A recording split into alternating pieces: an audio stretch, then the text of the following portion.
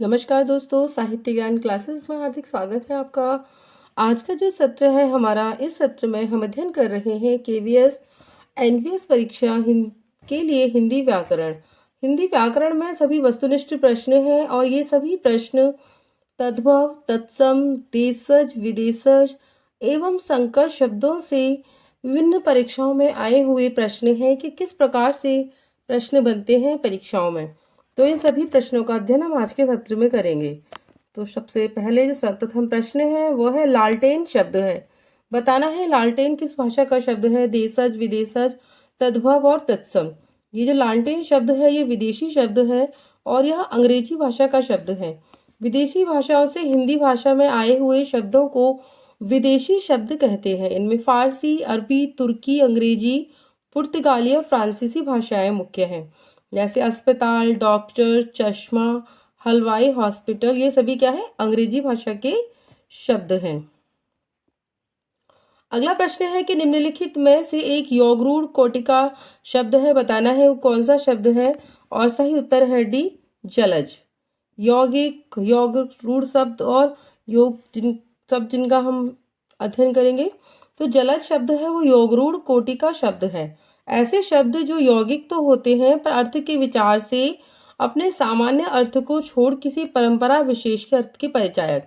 योगरूढ़ शब्द के कहने का तात्पर्य है साधारण भाषा में कि वो शब्द जो एक शब्द दिखाई दे पर उसका अर्थ कोई अलग निकल कर आए।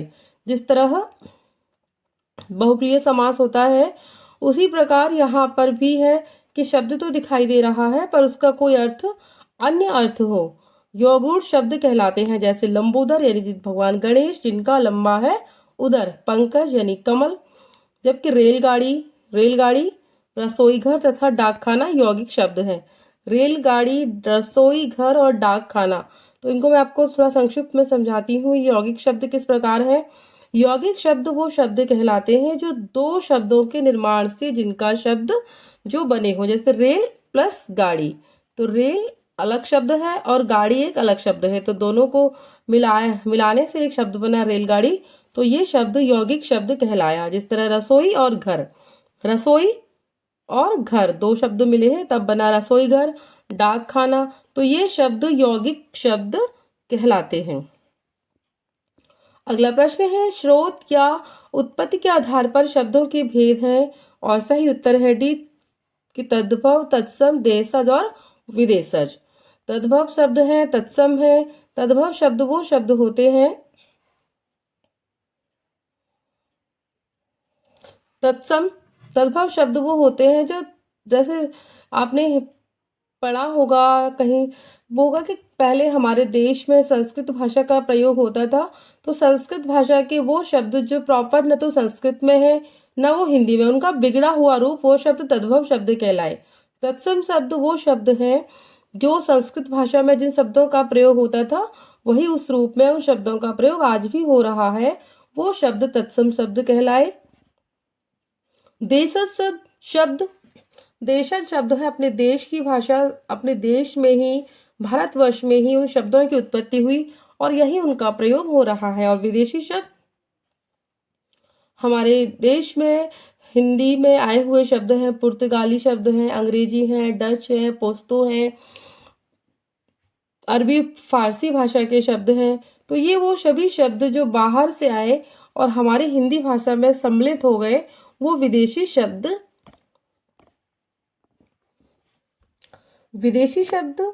यानी विदेश से आए हुए हमारे देश में उन शब्दों का प्रचलन होता गया। सबको यहाँ पर विस्तार से समझाया गया है। स्रोत या उत्पत्ति के आधार पर शब्दों के चार भेद हैं, तद्भव, तत्सम, देशज और विदेशज। सबसे पहले तद्भव शब्द, ऐसे शब्द जो संस्कृत और प्राकृत से विकृत होकर हिंदी में आए हैं, तद्भव शब्द कहलाते हैं। जैसे आग, पौधा, पिया, मोर, अड़ाई। यानी अग्नि का तत्सम अग्नि है और आग इसका तद्भव शब्द है।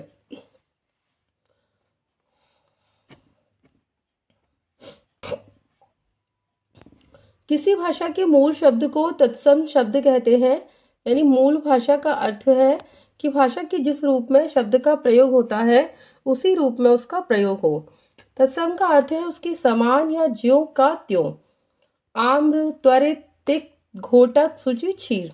देशज शब्द वे शब्द हैं जो किसी व्युत्पत्ति का इनका पता नहीं चलता, अपने ही देश में बोलचाल से बने हुए हैं, इसीलिए इन्हें देशज कहते हैं। जैसे तेंदुआ, चिड़िया, खकरा, चषक, जूता। प्रश्न है शनैः शनैः शब्द है और बताना है ये कैसा शब्द है। सही उत्तर है ए तत्सम। तत्सम शब्द है और संस्कृत भाषा का यह शब्द है। प्रश्न है चाय आगत है, यानी चाय किस भाषा से आया हुआ शब्द है और सही उत्तर है बी चीनी। चाय और लीची, याद कर लो, चाय और लीची चीनी भाषा के दो शब्द हैं।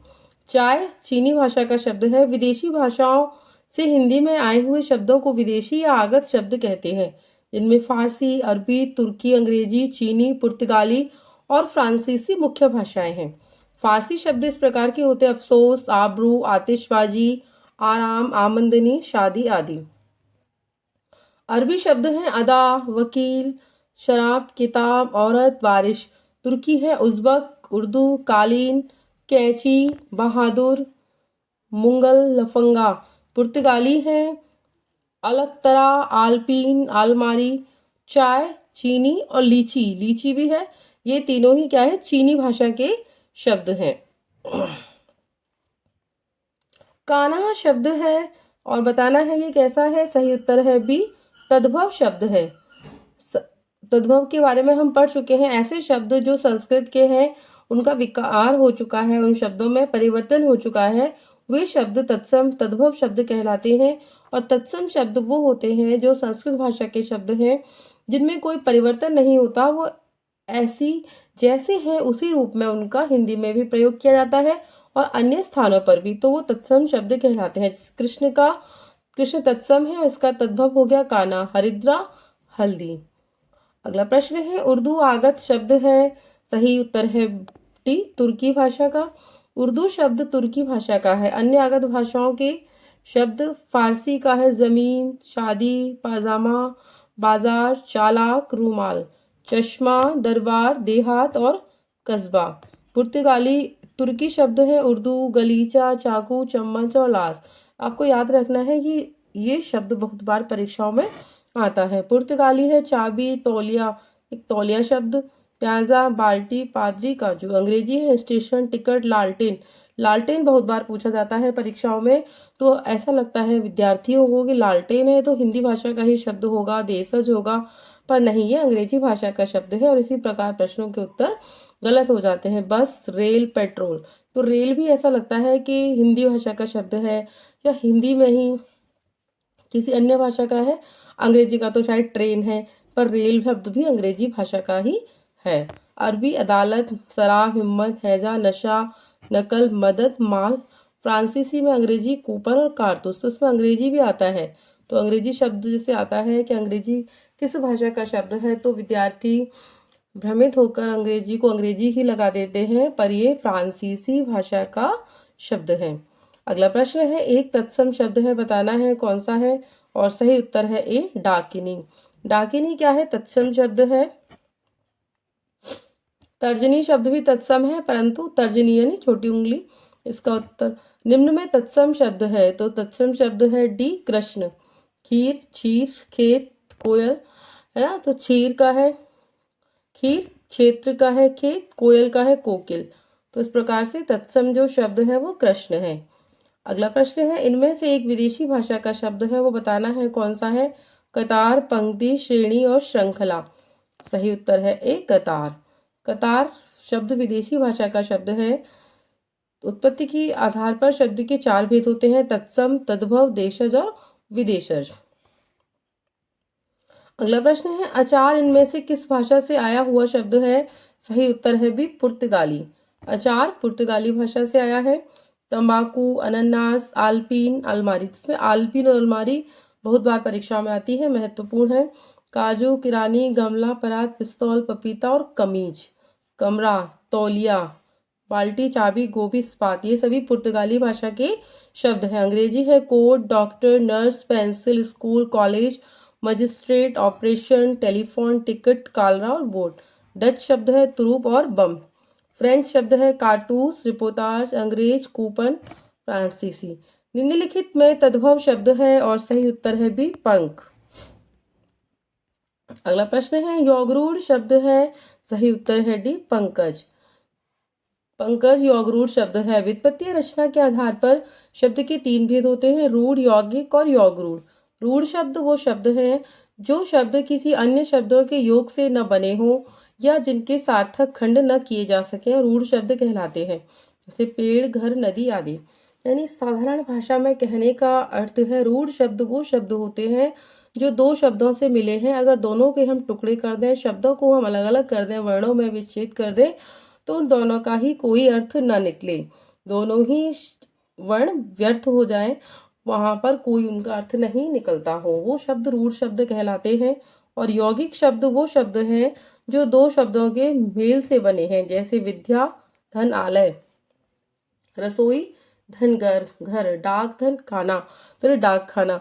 तो दो शब्दों को मिलाकर जो एक शब्द बना है, अगर हम दो शब्दों को हम टुकड़े कर दें तो दोनों शब्दों का अपना अपना अलग अलग महत्व है।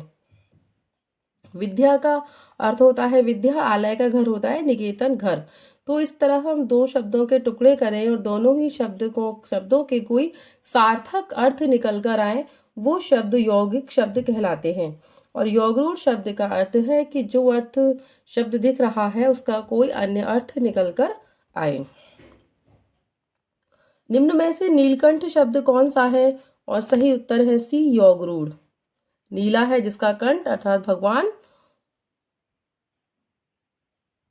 शिव। ध्वनियों के मेल से बने सार्थक वर्ण समुदाय को क्या कहते हैं? और सही उत्तर है डी शब्द। पंकज शब्द निम्न में से किस भेद के अंतर्गत आता है? सही उत्तर है डी योगरूढ़। अगला प्रश्न है निम्नलिखित में एक ओष्ठ ध्वनि नहीं है, तो प फ ब भ म है, ध ओष्ठ ध्वनि नहीं है। यह क्या है? ध दंत ध्वनि है। त वर्ग ल स द ध्वनिया है। उ अ प वर्ग क्या है? ओष्ठ ध्वनिया है।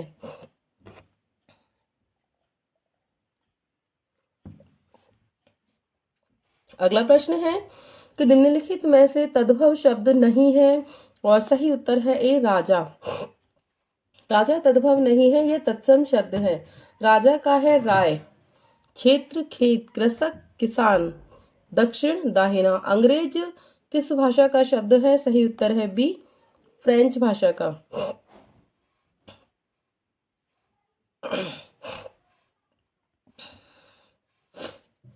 अगला जो प्रश्न है निम्नलिखित में से कौन सा शब्द तत्सम शब्द नहीं है? प्रश्न है निम्न विकल्पों में से कौन से साक्षात्कार के समय की जाने वाली त्रुटि नहीं है? सही उत्तर है बी साक्षात्कार के प्रश्नों का उत्तर स्पष्ट एवं पारदर्शी होना। प्रश्न है सुमेलित कीजिए पौष, सींग, श्रृंग, बयार, वायु, फरसा और पूस। सही उत्तर है पौष का है पूस, श्रृंग का है सींग, वायु बयार, परशु फरसा। प्रश्न है तौलिया मूलतः किस भाषा का शब्द है? और सही उत्तर है सी पुर्तगाली। तौलिया मूलतः पुर्तगाली भाषा का शब्द है। पुर्तगाली शब्द है बाल्टी, तंबाकू, मेज, गमला, काजू, चाबी, परात, पिस्तौल।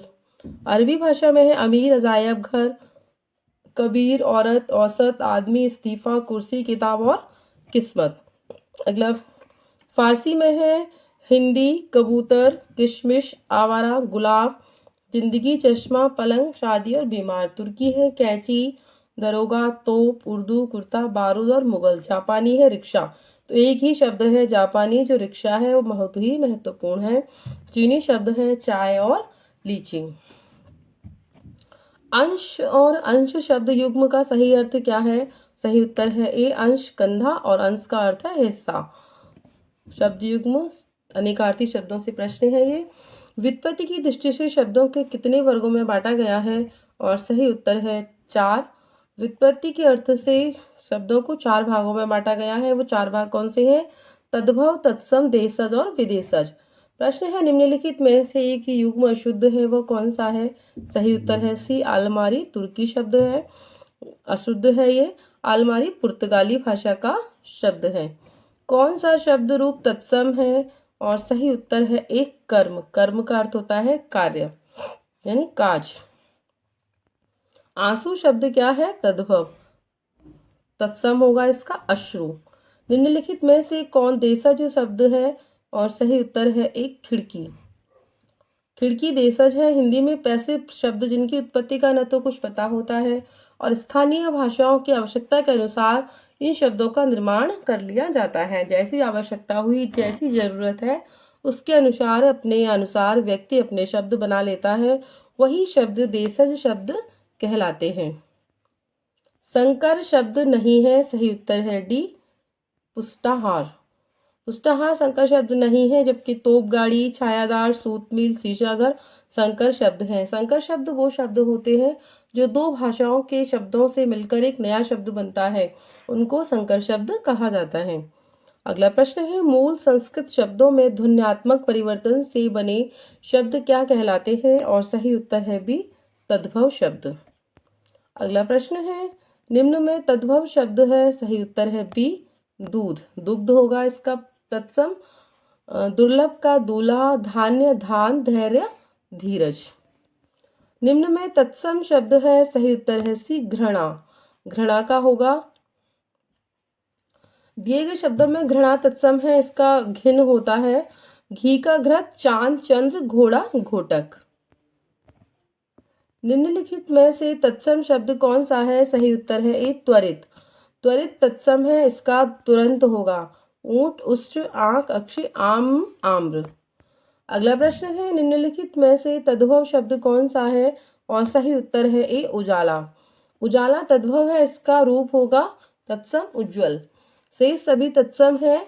अचरज आश्चर्य का, आंख अक्षी का है आंख, और अश्रु का है आंसू। तो आपको तत्सम तद्भव पता होना चाहिए किसका तद्भव तत्सम क्या है। निम्न में से तद्भव शब्द है और सही उत्तर है सी तेल। तेल इसका होगा तैल। स्तंभ, खंबा, त्वरित, तुरंत, स्तन, थन। अगला प्रश्न है, निम्न में से तद्भव शब्द है। सही उत्तर है ए धूल। धूल का होगा धूली, नंगा, नग्न, पांक, पक्ष, और पंगत, पंक्ति। निम्न में से तत्सम है वो कौन सा है? सही उत्तर है ए चित्रकार। चित्रकार का होगा चितेरा तद्भव। चूना, चूर्ण, छत, छत्र, छेद, छिद्र। अगला प्रश्न है कि निम्नलिखित में तद्भव शब्द है कौन सा है? सही उत्तर है डी दांत। दांत का होगा दंत। दुर्बल, दुबला, दुर्बल, दिया, दीपक, दूसरा, द्वितीय। निम्नलिखित में से तत्सम शब्द है। सही उत्तर है ए गोत्र। गोत्र मतलब गोत, यानी तो यहाँ आपका गोत्र क्या है? गोत वही गोत्र है ये। घड़ा, घट, घर, ग्रह, ग्वाल, गोपाल। अगला प्रश्न है, तत्सम शब्द पहचानिए। और सही उत्तर है ए विवाह। सुहाग, सच, आंख। विवाह तत्सम है, इसका तद्भव रूप होगा ब्याह। साधारण भाषा का शब्द है। सुहाग सौभाग्य, सच सत्य, आंख अक्षी। तद्भव शब्द कौन सा है? सही उत्तर है ए रतन। इसका होगा रत्न। शिक्षा, प्रहर, वर्षा। जो शब्द संस्कृत से सीधे हिंदी में प्रयुक्त होते हैं वो क्या कहलाते हैं? तत्सम शब्द। कौन सा शब्द तद्भव है? सही उत्तर है बी काजल। इसका तत्सम रूप कज्जल होगा। इकट्ठा यानी एकत्र, कान, कर्ण, चक्का, चक्र। तो आज के सत्र में इतना ही। हमने तद्भव और तत्सम शब्दों और संकर, देशज, विदेशज शब्दों का अध्ययन किया। योगरूढ़ शब्द, यौगिक शब्द क्या है। तो इस प्रकार आज के सत्र में इतना ही। वीडियो अच्छी लगी है तो लाइक कीजिए, चैनल को सब्सक्राइब कीजिए, शेयर कीजिए और कमेंट्स कीजिए। आगे आने वाले सत्रों में जुड़े रहिए। बहुत बहुत धन्यवाद।